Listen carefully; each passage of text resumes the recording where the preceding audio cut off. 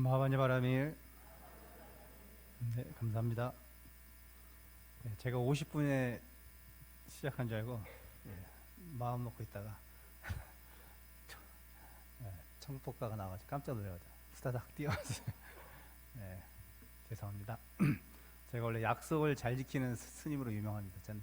저는 무슨 일이 있어도 5분 전, 10분 전에는 꼭 그 자리에 가 있습니다. 그래서 예를 들면 제가 봉헌사에서 이제 예를 들면 이제 프로그램을 할 때 또는 법문을 할 때 저는 늘 어김없이 한결같이 5분, 10분 전에 가 있으니까 이제 신도들이 나중에는 알아서 처음엔 늦게 오다가도 제가 늘 일찍 와 있으니까 알아서 이제 그다음부터는 이제 스님은 10분 일찍 오시는 스님 해가지고 자기들도 좀 서둘러서 되도록 빨리빨리 시간을 맞춰서 오려고 하더라고요.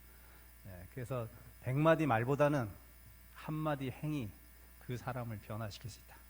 제가 아무리 맨날 일찍 나오라고 하고 저는 늦게 나오면 여러분이 제 말을 따라주겠습니까? 말하지 않고 그냥 꾸준히 제 할 바를 하면 그 모습을 보고 나도 바뀌어야겠다 생겨서 이렇게 조금 게으름 피던 것도 좀 부지런하게 그렇게 하는 걸 보고 100마디 말보다 한 번의 행이 더 중요하구나 스님들 생각합니다. 때론 스님도 게을러서 잘 못할 때도 있지만 되도록이면 그런 시간들을 잘 지키려고 합니다. 오늘 어쨌든 이렇게 더운 날씨에 참 이렇게 귀한 시간을 내주셔가지고 이렇게 잘 알지도 못하고 공부도 깊지도 않은 스님의 얘기를 들으러 이렇게 오셔가지고 참 귀하게 생각합니다. 참 이 더운데 청량 같은 좋은 감로수 법문을 해줘야 되는데 어쨌든 제가 알고 있는 한도 내에서 물론 아는 만큼 표현을 할 수는 없어요. 왜냐하면 아는 걸 다 표현한다는 건 그분은 대단한 어떤 실력가라. 아는 거 반만 얘기해도 반만 전달할 수 있어도 참 그분도 능력자예요. 어쨌든 제가 아는 것 한도 내에서 여러분께 부처님의 좋은 법문과 마음 공부하는 법을 가르쳐 드려서 좀 더 일상생활 속에서 좀 더 행복하고 그러한 시간들 더 많이 늘리는 그런 시간이 됐으면 좋겠습니다. 오늘은 주제가 이제 고요인데 고요보다는 날씨가 너무 더우니 들어가는 말은 좀 편안하게 들어가도록 하겠습니다.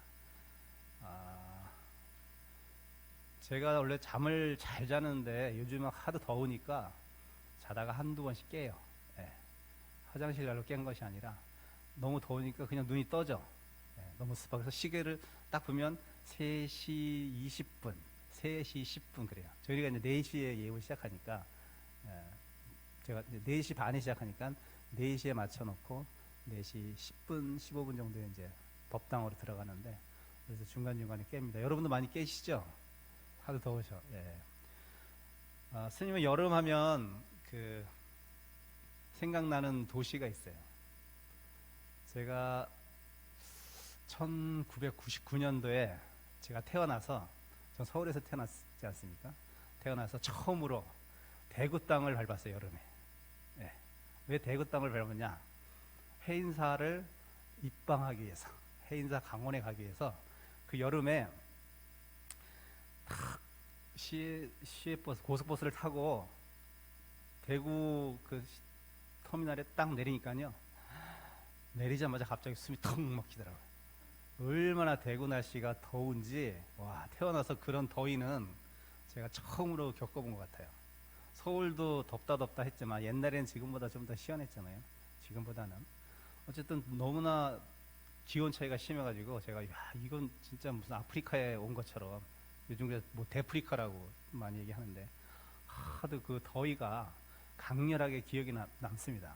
그래서 여름하면 여름 더위는 그때 1999년도 출가해가지고 그냥 겁이 좀 뭐랄까 아직도 낯선 환경 속에 동그라니 떨어진 거잖아요. 출가를 했지만 그래서 심적으로 많이 위축되어 있었는데 날씨까지 그냥 그렇게 막 너무 더워버리니까 잔뜩 쫄아가지고 또 해인사로 가는 버스를 딱 탔어요. 한참 막 더위에 시달려서 달려가는데 홍유동 계곡. 네, 해인사 들어가는 입구에 홍유동 계곡이라는 게 있어요. 홍유동 계곡. 네. 혹시 가보신 적 있나? 가본 분? 홍유동 계곡. 해인사는 가보셨죠?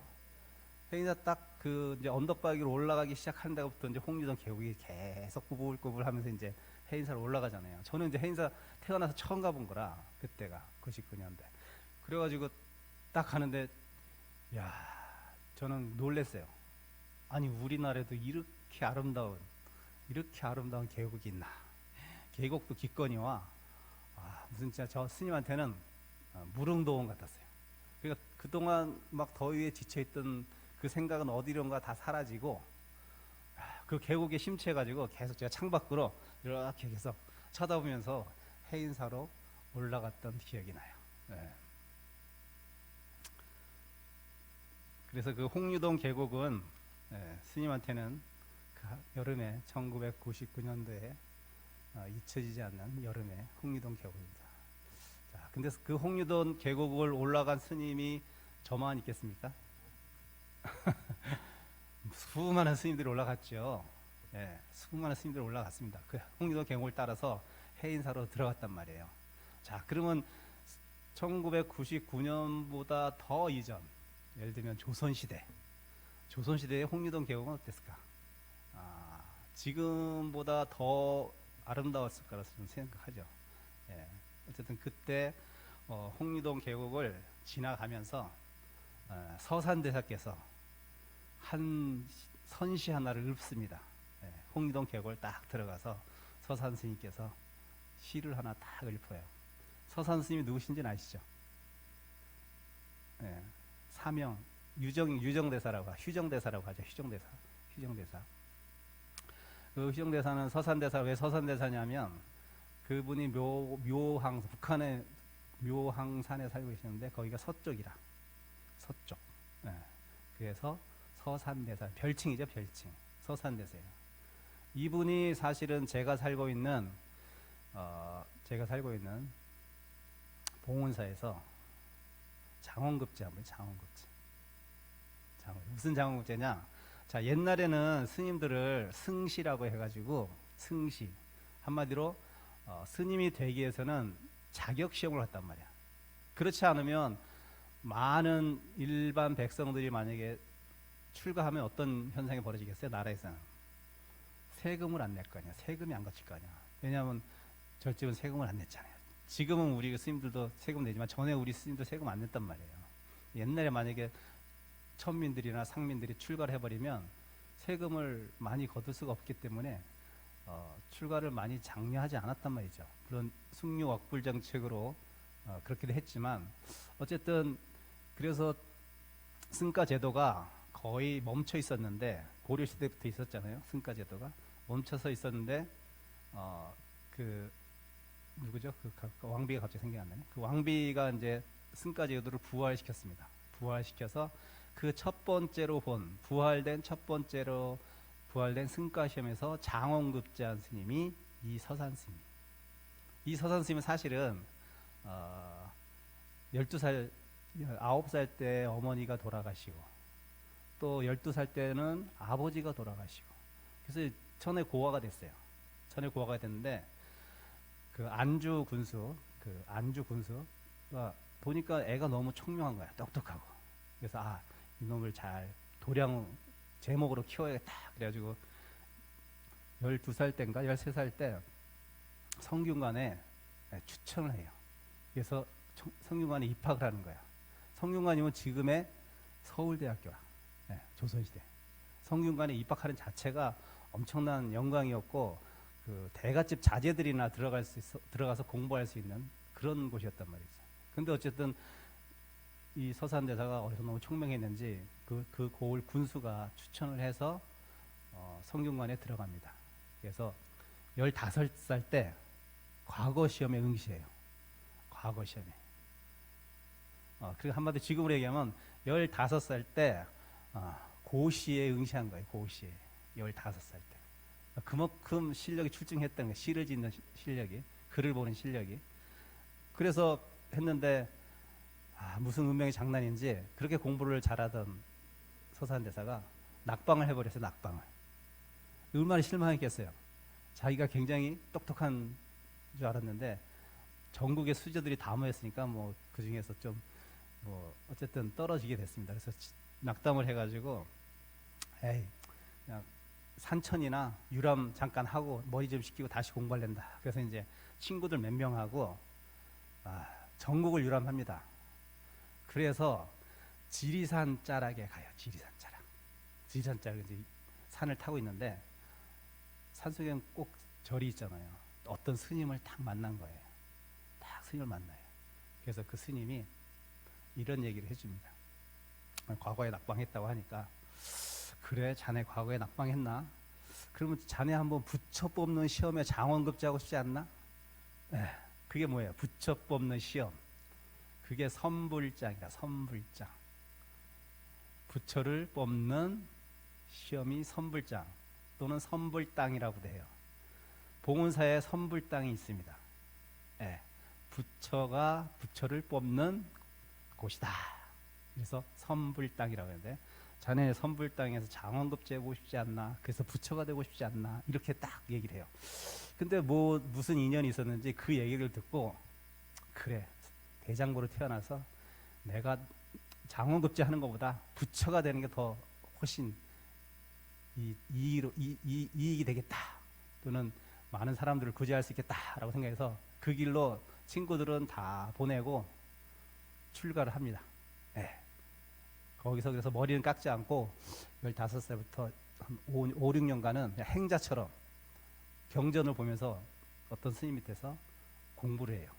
부용영간이라는 스님 밑에서 스승이 됐는데 나중에 그 밑에서 공부를 하다가 5, 6년 후에 그러니까 21살쯤 내 머리를 깎습니다. 그 스님이 머리를 깎은 곳이 어디냐면 스님이 직접 가봤어요. 칠부람이라고 저기 어디죠? 지리산 자락의 칠부람. 갑자기 생각이 안 나요. 그 차 많이 만드는 데가 어디죠? 하동에 가면 칠불사라는 절이 있어요. 칠불사. 스님이 거기 선방에 살 때 이제 죽비 놓고 그 많은 스님들하고 그 원통함이라는 암자가 있는데 그 원통함에서 이 서산대사가 머리를 깎고 스님이 됐던 것이에요. 그래서 한번 구경할 겸 올라갔는데 거긴 차가 못 올라갑니다. 그래서 걸어서 스님들랑 한 2, 30분 땀 삐질삐질 흘리면서 올라가서 보니까 아주 자그마한 터에 자그마한 암자가 이렇게 딱 있어요. 거기서 서산대사께서 머리를 깎으시고 공부를 하시고 31살 때 선불당에서 승시해서 장원급제를 하고 36살 때 그러니까 31살 때 장원급제하고 36살 때 지금으로 따지면 스님 중에서 가장 높은 자리 선교 판사라는 그러한 직책을 받아요. 임금님한테 36살 때. 한마디로 왜 선교 양종 판사라고 하냐면 그때는 조선시대는 선과 교가 있었단 말이에요. 지금도 마찬가지죠. 선하면 우리가 마음 공부하는 선 그걸 얘기하고요. 교는 부처님의 뭐예요? 경전이잖아요. 그러니까 그때는 교와 선이 공존하고 있었던 거예요. 뭐가 우세하지가 않았어요. 지금 우리는 조계종은 선종이라고 합니다. 선종이라고 해요. 사실 말은 선종이라고 하지만 사실 통불교죠. 뭐 제사도 지내고 다 하잖아. 오리지널 선종은 아니지만 어쨌든 선종을 표방해요. 육조 회능대사의 법을 이어서. 그렇지만 조선시대 때는 이 선교와 고가 동등하게 취급받아서 만약 예를 들면 장원을 낼 때도 선종의 장원을 내고 교종의 장원을 냈단 말이에요. 선종의 장원은 봉은사에서 뽑았고 교종의 장원은 봉선사에서는 교종의 장원을 뽑았어요. 근데 이것을 통합한 최고의 스님이 되는 것은 나라에서 이렇게 직책을 내리듯이 관직을 줬는데 그때 36살 때 이 서산대사는 그 양종 교종 판사가 되는 거예요. 최고의 자리를 올려요. 그래서 봉은사에서 주지를 하십니다. 제가 이제 봉은사 사니까 봉은사에서 주지를 한 3년 정도 40 되기 전까지 한 3년 정도 사시다가 아이고 내가 머리 깎은 이유가 무슨 내가 나라의 직을 받아서 녹봉을 먹기 위해서 내가 하는 것도 아니고 나는 마음 공부하려고 내가 출가를 했는데 내가 무슨 이런 명예를 갖겠다고 해서 다 내던지고 다시 금강산으로 가십니다. 네. 그래서 금강산에서 오랫동안 주석하시고 그 밑으로 많은 분들이 출가하고 그 분의 법맥으로 인해서 지금의 조계종이 나온 거예요. 사실 그분의 제자들이 4명의 큰 제자들이 있었는데 그 4명의 큰 제자들의 자손들이 우리라. 네. 그러니까 법맥이 서산대사로부터 이렇게 쭉 이어서 지금의 조계종까지 이어지는 거예요. 그러니까 그분은 조계종의 중흥조이기도 하죠. 네. 굉장히 여러분도 일반적으로도 유명하지만 조계종으로 봤을 때도 굉장히 조계종을 부흥시킨 그 제자들에 의해서 지금까지 몇 면이 이렇게 이어온 그런 훌륭한 스님이고 조상이기도 하겠죠, 저희들한테는. 그분이 그렇게 학식도 높고 교회도 밝았고 마음 공부에도 밝았고 깨우치기는 32살에 닭 우는 소리에 깨우쳤다고 해요. 32살에 대낮에 닭 우는 소리에 퍼뜩 도노해가지고 깨우쳐. 그때부터 그 밑으로 많은 상자들이 많은 스님들이 출가를 하게 되죠. 이러한 교와 선에 밝았던 이 스님이 그 홍유동 계곡을 올라가면서 한 번에 한 시를 읊습니다. 선시를 지어요. 그 선시를 읽어볼게요. 제가 느꼈던 어떤 그 홍유동 계곡의 맛과 어떤지 제가 잠깐 얘기해 줄게요. 동풍일취과 동풍이 일취과 한 번 불고 지나가니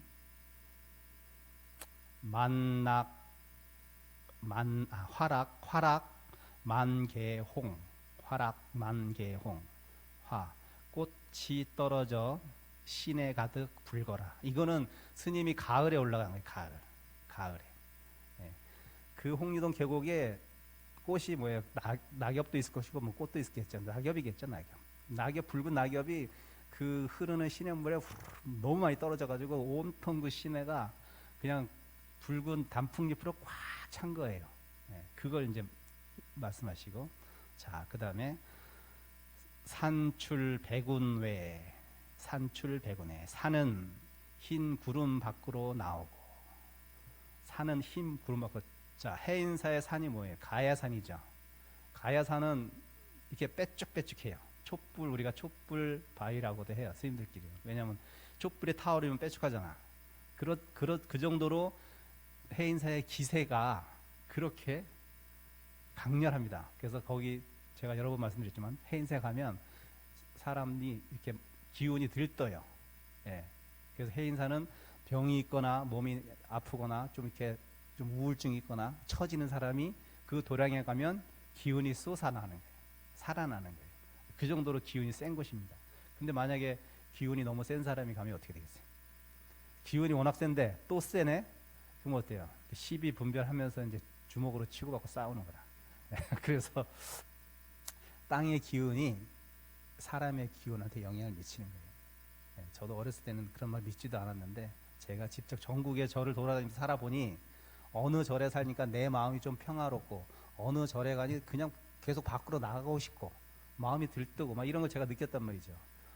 그래서 땅의 기운이 사람의 기운에 영향을 미친다는 걸 스님은 실증적으로 제가 전국 절을 돌아다니면서 제가 느낀 거예요. 그러니까 옛말이 하나도 어긋난 게 없더라. 여러분들이 앞으로 이제 어디를 터를 정할 때, 터라는 게 여러분 집이겠죠. 물론 보통 다 아파트긴 하겠지만 그 터가 좋다 그래서 나한테 좋은 게 아니야. 나하고 맞는 게 좋은 것이야.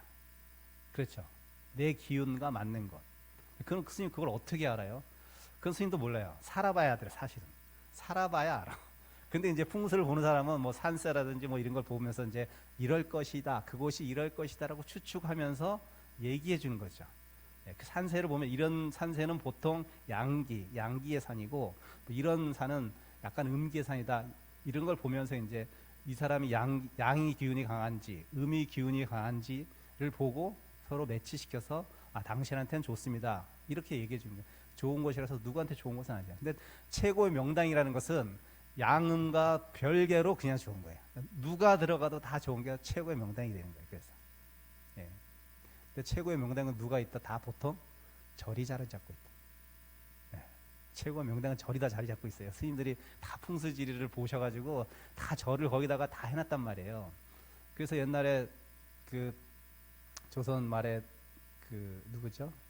흥선 대원군은 자기의 아들의 자기 자손에서 왕이 나오기 위해서 어떻게 했어요? 한 절을 폐사시켜 버렸어요. 그 자기 조상모를 거기다 썼단 말이야. 예, 조상모를 거기다 썼어요. 그래서 왕이 태어난 거예요. 자기 아들이 왕이 됐잖아. 예, 그 정도까지. 예, 왜냐하면 옛날 유학자들은 다 자기들이 풍수 지리를 봤습니다. 공부를 했어요. 풍수 지리뿐만 아니라 그분들의 마지막 최종의 학문적인 완성은 역학입니다. 역학을 꼭 공부했어요. 그래서 여러분 이런 소리 못 들었어요? 아니 뜬금없이 어떤 대신이 좌의정 영의정이 아무 일도 없는데 그만 소인은 하직하고 낙향하겠습니다 라고 상소를 올려. 뜬금없이 그런 일이 종종 있단 말이에요. 아무 일도 없었는데. 왜냐하면 그분이 자기의 사주를 볼 줄 알았던 거라. 이 시기는 내가 물러나지 않으면 망신살이 뻗친 시기고, 예, 벼슬을 떨치는 그런 시기인 걸 스스로 본 거예요. 그래서 그때는 물러나 있는 거예요. 그리고 자기 기운이 다시금 왕성할 때 정계로 다시 나와. 이걸 스스로 다 봤어요. 예. 근데 요즘에 이런 얘기 하면 안 되겠다. 다른 얘기 할게요. 얘기하면 제가 좀 위험할 것 같아서 얘기 안 할게요.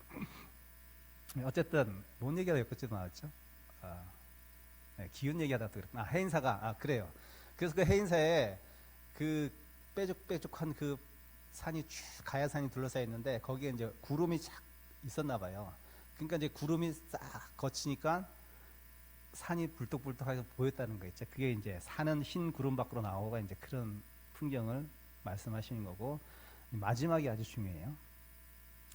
승기 석조 중이란 인데 무슨 뜻이냐 해석하면 중은 승은 중승자니까 중은 귀 돌아간다. 석양으로 석조 빛 속으로, 그러니까 중은 저녁 노을 속으로 돌아오네 뭐 이런 뜻이에요. 돌아오네. 중은 스님은 저녁 노을 속으로 돌아가네. 이게 무슨 말이야? 저녁 노을로 돌아간다는 게 환지본처라. 환지본처가 뭐예요? 금강경에 나오는 거잖아요. 자기의 자리로 돌아가는 거예요. 자기 자리가 어디예요?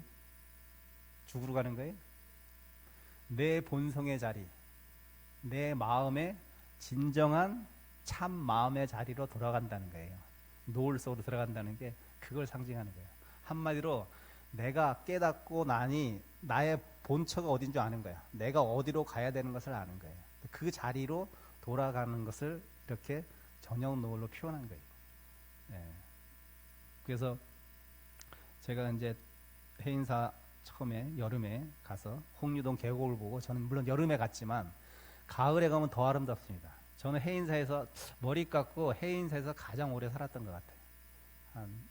보통 거기서 한 4년 정도 살았던 거예요. 다른 데는 보통 1년, 길어야 1년 반 살았는데 해인사 선원에서는 제가 한 4년을 살았어요. 왜냐하면 해인사하고 저 엄청 잘 맞았어요. 그럼 스님 뭐야? 약간 스님은 음기를 타고난 거라. 그러니까 그래서 좀 약간 다운되는 거죠.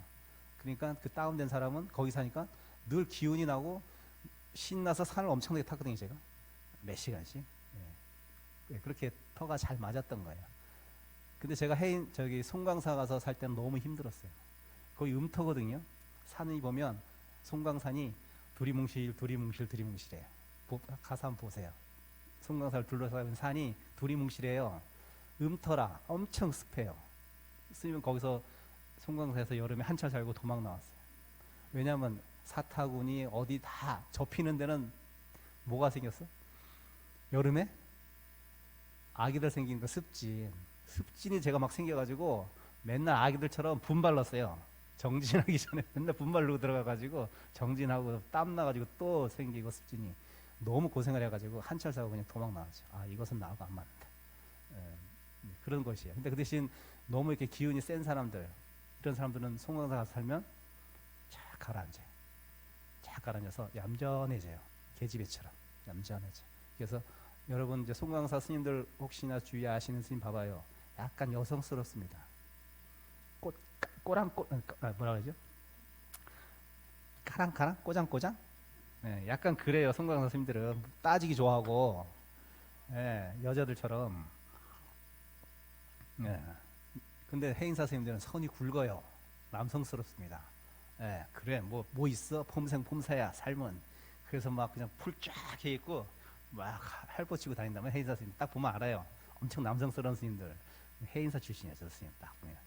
예, 그렇게 아시면 돼요. 네, 스님은 법조사 스님이니까 딱 중간이에요. 거기 중간. 해인사도 아니고 송광사도 아니고 딱 중간이에요. 제가 보니까 제가 법조사를 출가한 이유가 있더라고. 저는 법조사가 되게 마음이 편안하거든요. 해인사도 편안했지만 저는 약간 그러니까 한쪽으로 치우친 건 아닌 것 같아요. 약간 골고루 갖고 있는 것 같아요. 네, 골고루. 제가 보기엔 제 성향이. 어쨌든 이렇게 한 여름이 되면 스님은 그 더웠던 대구에서 홍유동 해인사를 가는 길에 홍유동 계곡을 보고 더위를 한번 식혔던, 그리고 굉장히 감탄했던, 여기가 무릉도원이구나, 예, 그런 한번 느낌이 있어서 제가 그냥 하도 더운 여름이라 더위 얘기를 했고요. 이제 제가 오늘 하는 본론 얘기는 지금부터 시작하도록 하겠습니다. 여러분, 불교는 여러 가지로 정의할 수 있겠지만 보통 불교에 대해서 잘 모르는 사람들은 불교는 철학적인 종교다, 또 이렇게 얘기하기도 해요. 불교는 철학적인 종교다. 네. 근데 그 말이 틀리진 않습니다. 맞는 얘기예요. 불교는 철학적인 종교예요. 철학적인 종교. 왜 철학적인 종교냐면 일부 지금은 기독교세가 이제 세기 때문에 어떤 유일신에 대한 생각으로 해서 종교하면 보통 기독교 이렇게 보통 이미지가 떠오르잖아요. 근데 사실 여러분, 종교라고 했을 때 종자가 무슨 종자예요? 마루종자라. 마루종이 뭐예요? 마루라는 게 산 꼭대기 얘기하는 거예요. 산 꼭대기. 그러니까 산 꼭대기 최고의 가르침. 그냥 한번 그대로 해석하면 종교라는 것은 어떤 뭐 신에 대한 그런 것이 아니라 그냥 최고의 가르침이 종교인 거예요. 그러니까 종교하면 신을 보통은 연상하잖아요. 신을 믿는 종교. 근데 그 종교의 의미는 사실 그런 의미가 아니라 최고의 가르침이 그냥 종교인 거예요. 최고의 가르침. 자, 영어로 종교가 뭡니까? 릴리전이죠. 릴리전. 예. 그럼 릴리전이 그러면 종교인가? 릴리전 종교 아닙니다. 우리가 해석할 말이 없으니 일본에서 만든 말인데, 종교란 말이 일본에서 만든 말. 서양은 없어요. 릴리전이 종교야. 그럼 릴리전이 어떻게 나눠지는지 알아요? 리가 뭐야? 리. 제라는 뜻이잖아요. 제. 이게 영어로, 제가 영문학과 출신이 잘 알아요. 영어로 알리가 뭐냐면 다시, 이게 라틴에서 온 거니까 그런 의미가 있어요. 알리라는 게. 그 다음에 엘라이 뭐 이렇게 되잖아요. 릴리전. 그 리전은 결합이에요. 결합.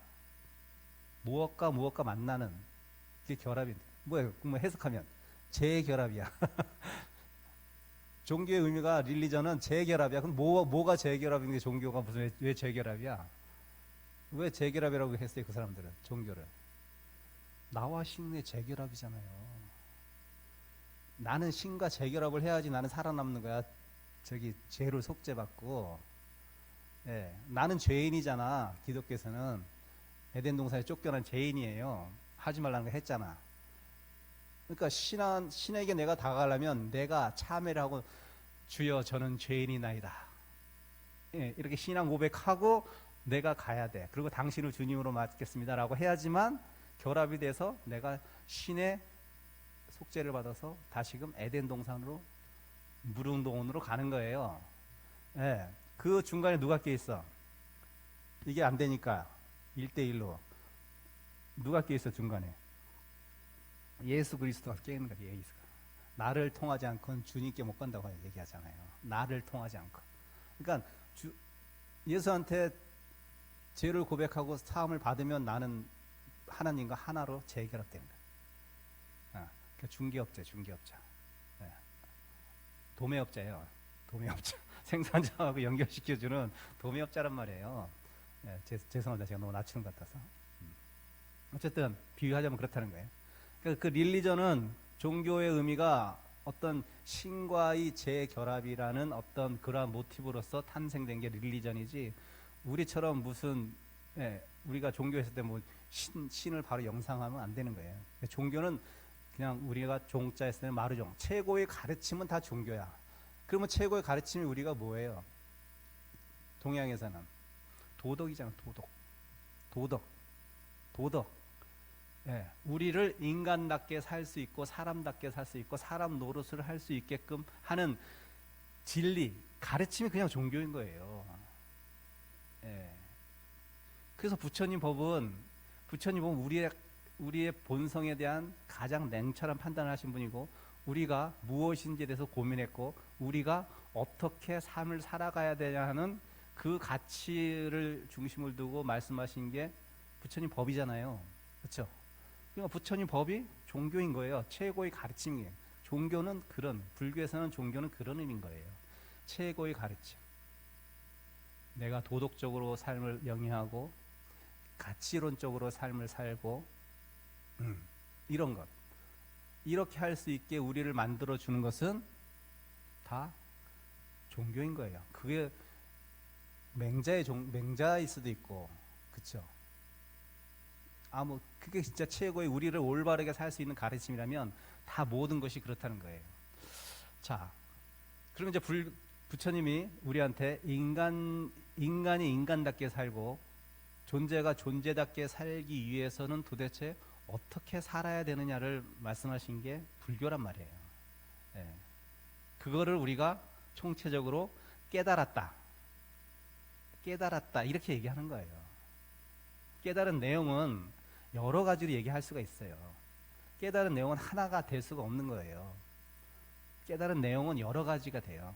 그래서 깨달은 내용이 여러 가지가 되기 때문에 여러 스님들이 자기의 깨달은 방식대로 제자들을 제접했단 말이에요.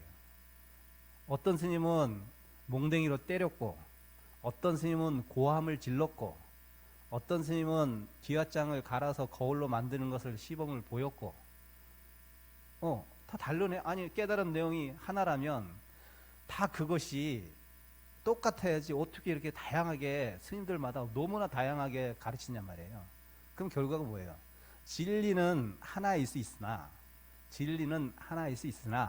그 진리를 보는 방식에 있어서, 또는 그 진리의 한 측면을 이해하는 데 있어서는 여러 가지 방면으로 이해가 가능하다는 거예요. 그래서 핵심은 진리의 단면이라는 거지. 진리의 단면.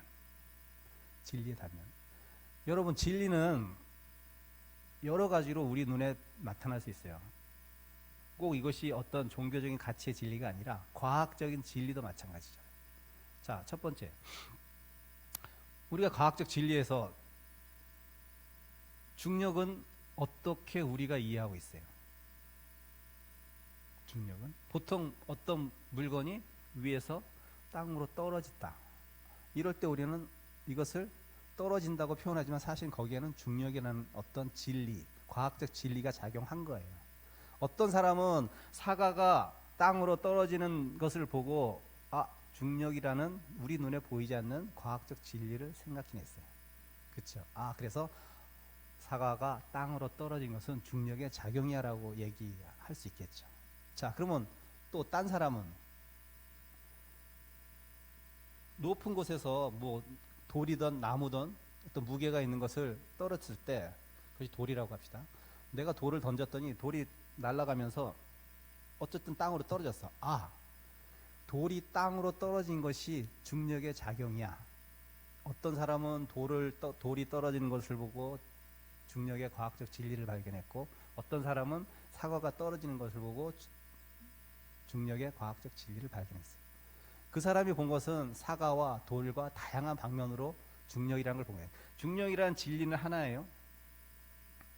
그렇지만 그것이 표현되는 양식은 이렇게 다양한 식으로 표현되고, 그 인연에 따라서 공부하는 사람들은 자기하고 어떤 맞는 인연처를 열심히 했을 때 거기에 맞게끔의 진리의 단면을 보는 거예요. 이거를 우리가 불교에서는 진재라고 하고, 이렇게 드러난 것을 속재라고 하는 거예요. 진재의 모습은 속죄를 통해서 나타나는 거예요. 진재를 바로 느끼는 것은 일초직이 열애지, 즉심시불, 예, 곧 마음이 부처다. 이거는 바로 들어가는 거죠. 바로 그냥 아는 거죠. 그렇죠? 근데 우리가 이렇게 바로 들어가서 알게는 근기가 수승해야 돼. 예, 근기가 수승해야 돼. 한마디로 인연이 깊어야 돼. 과거 전생부터 수행을 쌓은 사람만이 즉심시불의 한마디에 그냥 도노 바로 깨우칠 수 있는 건데, 보통의 중생들은 그렇게 상근기가 안 돼요. 부처님도 마찬가지잖아요. 부처님 당시에도 부처님도 6년 동안 시행착오 겪으셨잖아요. 부처님도 6년 동안 시행착오를 겪었는데 하물며 우리가 그걸 잠깐 했다 그래서 그 진리의 면을 볼 수 있을까? 스님 저는 진짜 열심히 100일 기도했는데요. 뭐 아무것도 보이는 것도 없고 나타나는 것도 없고 도대체 제가 뭐 하는지 모르겠어요. 네, 그냥 마음은 좀 편한 건 있는데요. 별로 뭐 진전도 없고 마음도 바뀌는 것 같지 않고요. 이런 얘기 저 수없이 들었으니만 그것마저도 욕심이에요. 왜 공부하는데도 또 욕심을 내? 욕심 내지 말라고 했는데, 여러분 공부는 애쓰는 게 아니에요. 애쓰는 게 아니라 집중하고 관찰하는 거예요. 그 대신 집중할 때는 그 앞에 하나가 더 붙어요. 릴렉스 해야지 집중됩니다. 근데 여러분, 내가 이걸 통해서 무엇을 얻어야 돼, 이것을 통해서 꼭 할 거야, 이걸 하면 뭐가 좋아질 거야, 벌써 이게 릴렉스 하지 않아요. 긴장돼요. 긴장되면 더 못해. 아니 이거는 여러분 골프 칠 때도 마찬가지고 야구할 때도 마찬가지고 테니스 할 때도 마찬가지예요. 테니스도 그래요. 야구도 마찬가지, 골프도 마찬가지. 힘 빼는데 10년, 힘 빼는데 5년이래. 그게 무슨 말이야? 힘을 빼야지 내가 정확히 맞춘단 말이에요. 힘을 빼야지 정확하게 힘이 전달된단 말이에요. 근데 보통 우리가 내 욕심에, 잘 치고 싶은 욕심에 집중한다고 해놓고 힘을 빡 주고 치면 삑살이 난다. 당구도, 남자들은 당구 쳐봤죠. 스님도 당구 쳐봤어요. 한 150 폈는데 당구도 마찬가지. 힘 잔뜩 주면 삑살이 나요. 힘 빼고 툭 치면 그냥 자연스럽게 굴러간단 말이에요. 아니 일반 우리가 그냥 물리적인 현상도 그래. 근데 공부도 똑같아. 희한하게. 와, 이 악물고 하는 사람은 나중에 이 다 상하고 잇몸 다 내려앉아. 그리고 이빨 치료한다고 임플란트 한다고 돈도 없으면서 스님 돈 좀 꺼주세요. 예, 이렇게 된단 말이에요. 그렇게 공부하는 게 아니에요. 물론 처음에는 한번 그런 시행착오도 있기 필요는 해요. 이것이 아니구나 느끼면 좋은데, 스님들은 실질적으로 그렇게 해보니까 그런 걸 느껴서 좀 힘을 빼는데 노력을 하는데, 여러분들은 전혀 힘 빼는 데는 관심이 없어. 무언가 내가 이걸 해서 무언가 얻으려는 생각이 더 강해. 무언가 이거 하면 좋겠지라는 생각이 더 강해. 오히려 아무 생각 없이, 무념무상이자 아무 생각 없이 그냥 하다. 근데 중요한 건 해야 돼. 하다 보면 어느 순간 무언가가 알 수 있는 인연이 지어진단 말이에요. 근데 그 가장 중요한 것은 해보는 거예요. 해보는 거. 그나마 절을 하던, 진언을 하던, 경전을 보던, 염송을 하던 이 모든 것이 사실은 하는 것, 그 하는 것에 의미를 둬야지, 그 한다는 행위를 통해서 그 이후의 생각을 두면 이 한다는 거에 집중이 안 된다니까. 그리고 제대로 하지도 못하고. 그래서 옛날에 어떤 스님들은 깨달음은 깨닫기 이전에 있다 이렇게 얘기해요. 그게 무슨 말이야? 깨달음은 깨닫기 이전에 있대.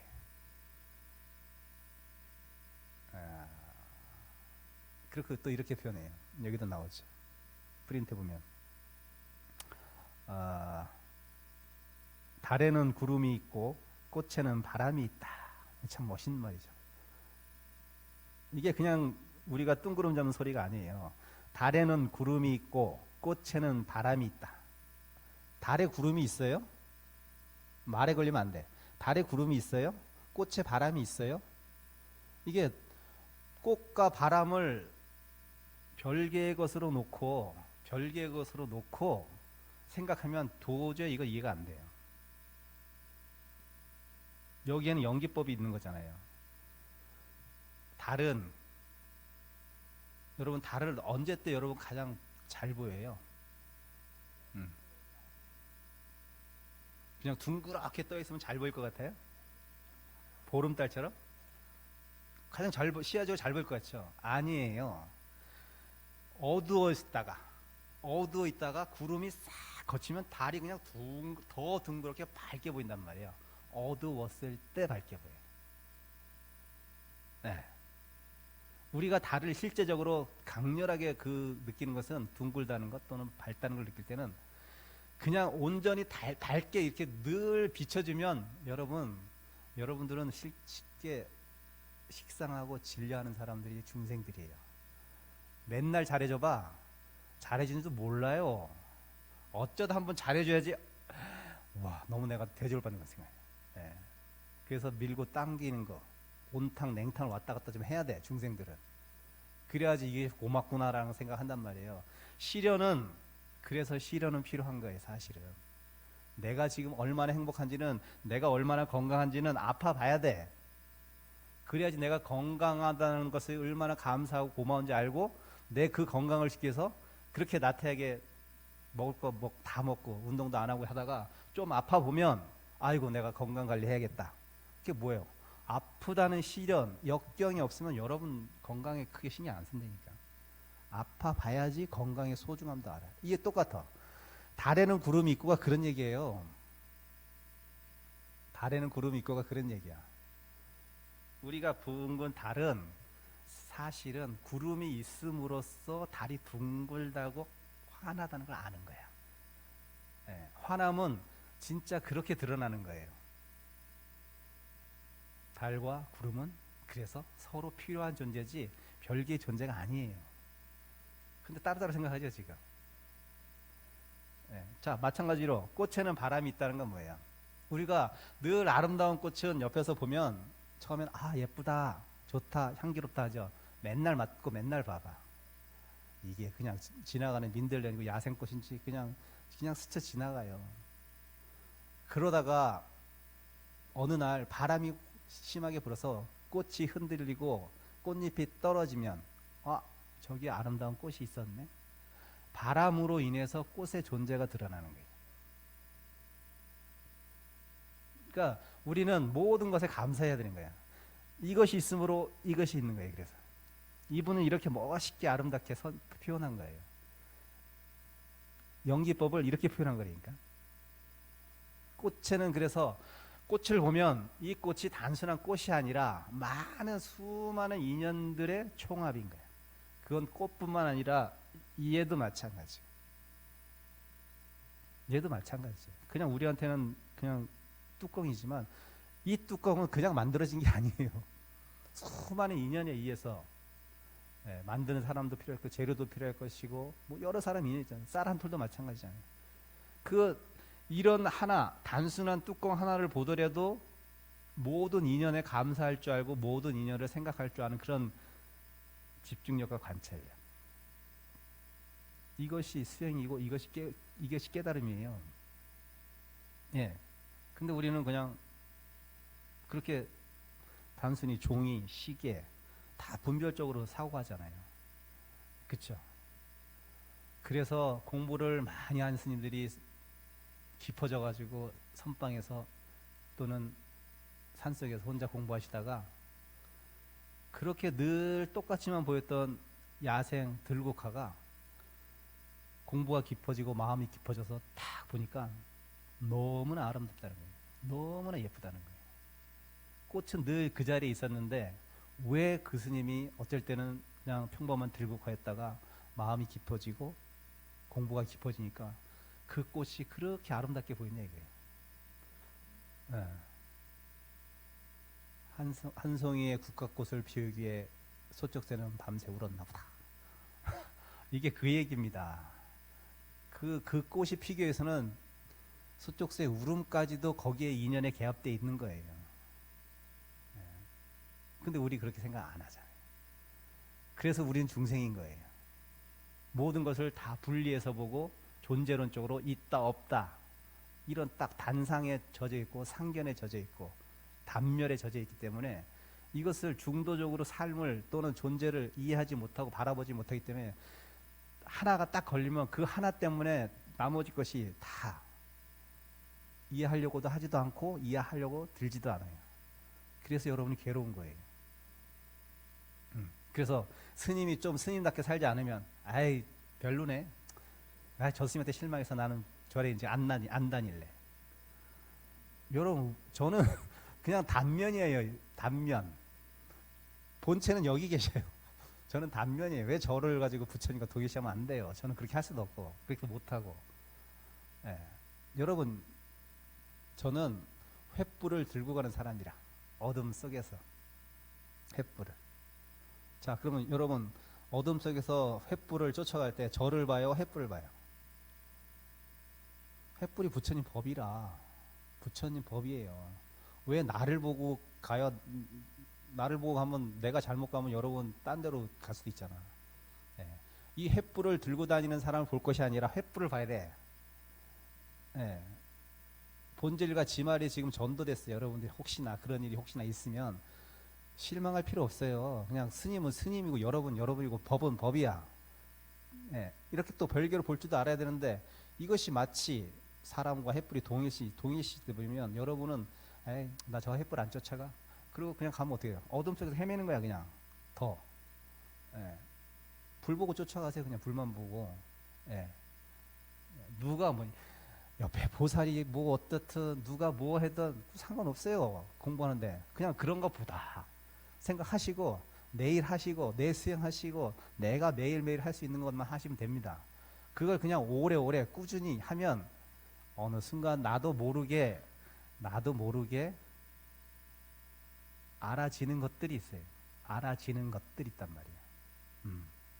근데 나는 잘 몰라. 왜? 조금씩 변했기 때문에. 조금씩 변했기 때문에 잘 모를 수가 있어요. 확 변하는 변화는 알 수 있잖아요. 근데 조금씩 변하면 나 스스로도 못 느낄 수가 있어요. 가끔.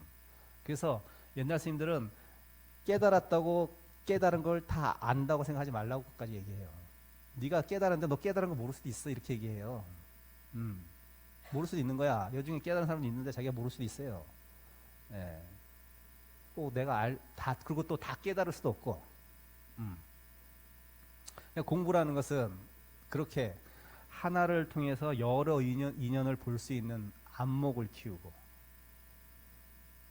하나를 통해서 여러 인연을 볼 수 있는 안목을 키우고, 이 이면에는 수많은 또 인연들이 있다는 것을 생각할 줄 알고, 그렇게 되면 하나에 가지고 하나에 빠져서 하나에 슬퍼하고 기뻐하고 그러지 않는단 말이야. 그래서 늘 어떻게 된다? 무심도인이 된다. 이렇게 얘기하잖아요. 무심도인, 마음이 없는 게 아니잖아요. 무심도인이. 마음은 있어. 그냥 동요하지 않아요. 동요하지 않습니다. 동요하지 않아요. 현상계는 늘 출렁입니다. 근데 그 현상계에 내 마음과 몸을 투영하지 않습니다. 그대로 그냥 바라만 봐요. 근데 여러분들을 바라만 보는 게 아니라 뛰어들어 거기에. 고요한 수면이 있었는데 수면이 근데 좀 볼라 그랬더니 막 일렁이면 내 모습이 안 보여. 그치, 안 보이잖아요. 근데 그 안 보이는 모습이 마치 내가 지금 흔들리는 나가 난 줄 착각하고 일그러진 모습에 나가 난 줄 알고 거기에 빠져서 슬퍼하고 기뻐하네. 거기에 표면이 잔잔하면 호숫가에 몸에 물이 잔잔하면 내 모습을 이렇게 보면 구름도 보이고 나도 보이고 다 모든 것이 어울려서 같이 보이는데 그것이 나의 진정한 본 모습인데 마치 울렁이는 파도에 비치는 구름과 내가 마치 나인처럼 착각하고 괴로워하고 슬퍼하고 희노애락을 겪는단 말이죠. 그래서 그 잔잔하게 만드는 것, 호수의 표면을 잔잔하게 만드는 게 여러분이 하고 있는 수행이에요. 마음 공부이든 연불이든 절이든 그것이 내 마음의 파동을 줄이고 호수를 잔잔하게 하면 모든 것이 다 그 호수 안에서 드러나잖아요. 제대로 볼 수 있잖아요. 그럼 정견이 쓰잖아요. 그렇죠? 제대로 보세요. 아, 이게 구름은 이렇게 생겼구나. 아, 나의 진짜 모습은 이렇게 생겼네. 근데 마치 울렁이는 것에 비춰진 모습이 내 입인 거 착각하고 이기적인 나가 난 줄 착각하고 자아에 도취된 내가 난 줄 알고 슬픔에 빠진 내가 난 줄 알고 착각하고 환지본척하지 못하고 그게 우리들의 중생들의 삶이라. 그래서 여러분 수행이 필요하고 마음 공부가 필요한 것은 내 마음의 파동을 줄여서 나를 제대로 비추고 남을 제대로 비추고 경계를 제대로 비추고 삶을 제대로 비추기 위해서 내가 수행하는 거예요. 그 수행을 통해서 뭔가 얻는 게 아니라니까. 아는 거예요, 그냥. 아는 게 깨달은 거예요. 그래서 알면 지혜가 나오잖아요. 현명하게 판단할 수 있는. 아셨죠? 그게 수행이에요. 뭐 얻는 게 수행 아닙니다. 네, 마치겠습니다.